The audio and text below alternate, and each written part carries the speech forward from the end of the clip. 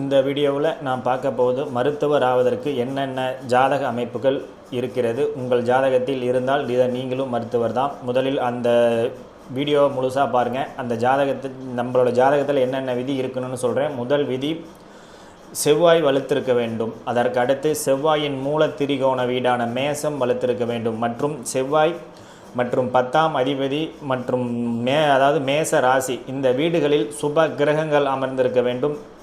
மற்றும் செவ்வாயின் நட்சத்திரங்களில் சுப கிரகங்கள் அமர்ந்திருக்க வேண்டும். மற்றும் தசை நடத்தக்கூடிய கிரகங்கள் செவ்வாயுடன் இணைவோ செவ்வாயுடன் மிக நெருக்கமாக இணைந்திருந்து பார்வையோ இருத்தல் வேண்டும். மற்றும் மேசத்தில் இருக்க சுப கிரகங்கள் மற்றும் சுக்கிரன், குரு, வளர்பிறை சந்திரன் போன்ற சுப கிரகங்கள் மேசத்தில் அமர்ந்து அந்த இடம் பங்கப்படாமல் இருந்தாலும் அவர்கள் மருத்துவர் ஆவார்கள். மற்றும் இந்த செவ்வாயும் சரி மேசமும் சரி லக்னம் மற்றும் 2ஆம் இடம் 6, 7, 10, 11ஆம் இடங்கள் இந்த ஸ்தானங்களாக அமர்ந்தாலும் அவர்கள் நிச்சயம் மருத்துவர் ஆவார்கள். இந்த ஜாதக அமைப்பு உங்கள் ஜாதகத்தில் இருந்தால் நீங்களும் மருத்துவர்.